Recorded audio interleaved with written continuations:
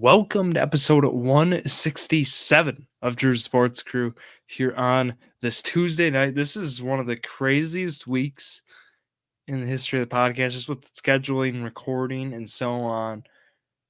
Just, I don't even know how to explain it. Webcam looks different. I know the setup a little different. Playing around with some new equipment. And we're going to see how it goes tonight. All right, it's really exciting time to do another episode.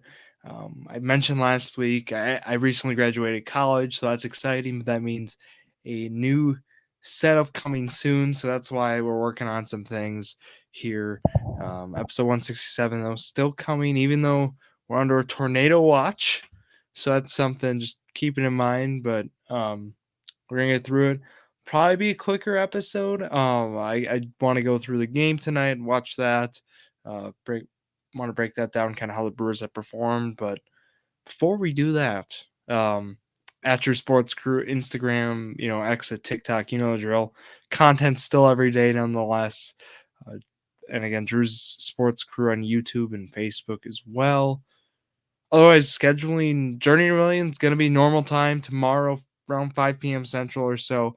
Myself, Drew Skyberg, with Zach Roush and Jared Vleski. So that is, the usual. This week's episode, not so much. Bucks weren't really going on, so we're just working around the Brewers schedule.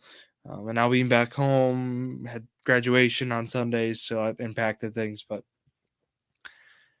I did want to mention here a couple things. One is I'm going to be starting to post some content with Chalkboard. It's a new sports betting app. If that is of interest, just reach out and I'll have a referral code. Hopefully a specific one shortly, but keep that in mind. Otherwise, let's go here into a little surprise. Brewers were on an immaculate grid today. And the Brewers being on an immaculate grid means we got to do it. Now I'm just looking at this right now. Okay. Brewers with 40-plus career WAR. Okay, well, they've had a lot of guys just pop in for a quick stay. But, I thought of Gary Sheffield right away. Does he have 40 WAR? I don't know. Is that Edwin Jackson? No, he doesn't. I mean, he played for the Braves. I'm testing out audio and stuff. I tested it out beforehand, but we're going to see a setup. We're going to see how it works. We'll see more with Journey Million tomorrow, how it goes. But looking at it, Royals, Padres, this is tough. I got a Royal. I got Emmanuel Rivera. He played third base. 0.1. Okay. Brewer that played. I feel like Jeff Bianchi played a game at third for the Brewers. If I'm wrong, it's late. Excuses work. 0.03. Okay. I still got it. Braves at third. I thought of Johan Camargo. I'm sure he's going to be high, though. Chipper's the highest. Austin Riley's going to be the second. Camargo's probably the third, but I don't know.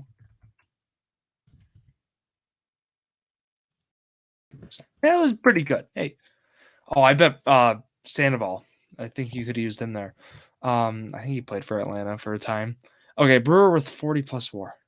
I have a Padre poll. There's the Lauer, those guys, the Lauer Grisham trade, that whole thing. The hater is going to be number one. Okay, so that's kind of where we're working there. Brewer with 40-plus WAR. So, the obvious is, right, it's the Braun.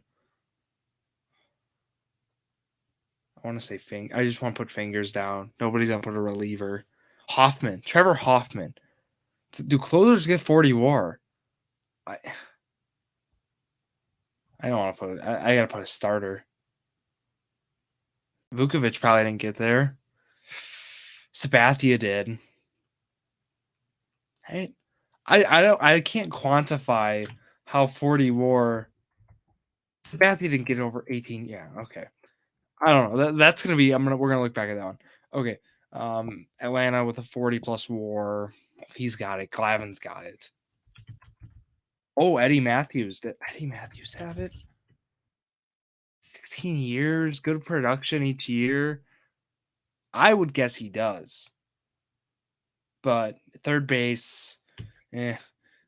Starters tend to be safer with WAR. I mean, they just do. Jack Levin. Okay. Royals, Saberhagen. I don't know if he has it. Is there any legend who's made a stop in KC? Brett's the highest. Saberhagen. He played 17 years. That's good enough for WAR, but 50 WAR, you gotta have good years too. Yeah. Trust me, we're gonna talk Brewers today. We got like 10 minutes or so with that. Want to get through a little grid here. Um,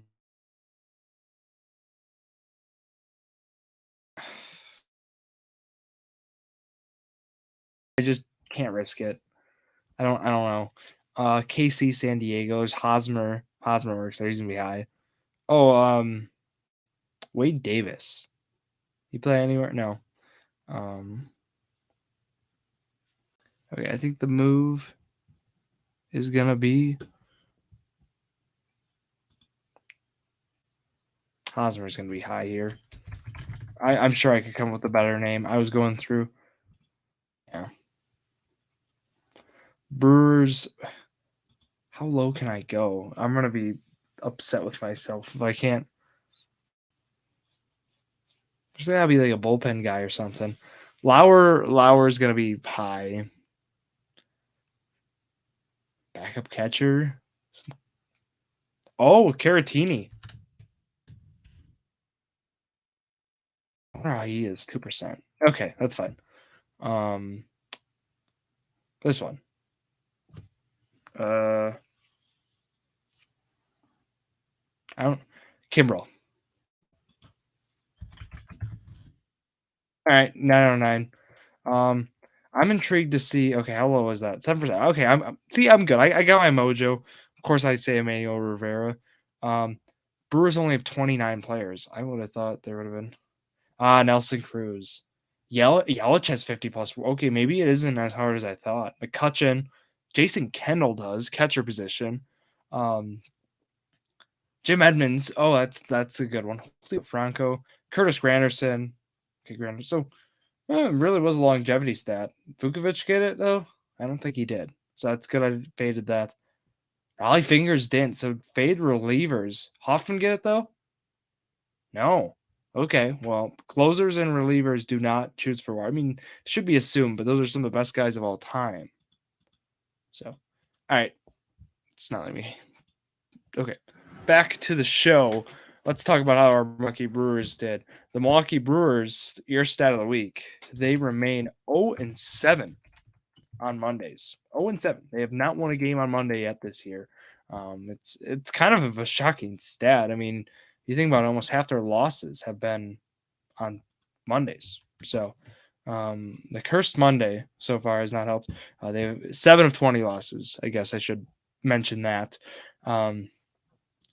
Have came on the Monday, and this past Monday, yesterday's loss was probably one of the more frustrating losses for Brewer fans in terms of, right? I mean, you strain a lot of runners on base. You have 2-1 lead in the ninth. You lose it with 2 outs in the ninth. And the question was, of course, should Chourio dive for the ball? He didn't. We saw that came costly. At the same time, Statcast brought up how it was near 0% in the catch probability. I found that interesting. I guess that was probably a good place to look, but I didn't look into that until I heard about it. And yeah, Brewers lose. Right, we know 10th. They threw out 6+ relievers. Not an ideal situation. Not gonna really recap the whole series. I just think that Monday game, 0-7, that game specific. They win tonight, thankfully, but last week was a solid week. That weekend in Houston didn't go as planned, especially Friday, where they lost 5-4 there. But overall, the week they win 2 of 3 against Pittsburgh. That's kind of what we thought. We thought that Astros series with the favorable matchup Sunday, however, off pitching gives up 9 runs there. and they lose that series. They lose 2 or 3 of that one. Look at this Miami series. They got to win hopefully tomorrow. I had this as a clean sweep. It should be in my book still. It should have been. But tomorrow they play 5:40. That off game still on Thursday then. Beloved off day for this Brewers pitching staff. And then we see the Red Sox Friday, Saturday, and Sunday. Friday 6:10. That is an Apple TV game. Keep that in mind. And then Saturday 3:10. I believe that's on MLB Network, and that's for out of network, so or out of market. So if you are in other states, you'll be able to watch that. At Red Sox, then right, that game on Sunday, 12:35 is your first pitch. So a little weird schedule, East Coast trip, no biggie. Brewers are back next Monday, Memorial Day. I'll be watching that, and I will be at the game, so that's gonna be exciting. That is the long awaited Craig Counsell return to Milwaukee.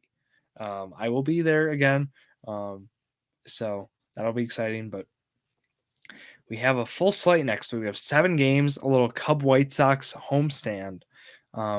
Expectations are high. It's going to be tough, right? You obviously, I'll kind of touch on this.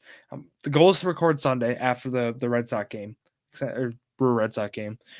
Since it's earlier, that's a plan. It's more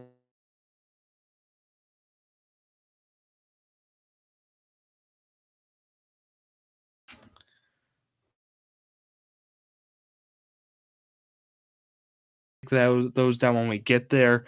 I did want to talk about the stats. William Contreras has just taken off since we've talked. I mean, he's been batting. It's been around 500 over these last few games. He's been so consistent, reliable. He's been a lock basically for at least a hit each night, and he's definitely one of the top offensive catchers.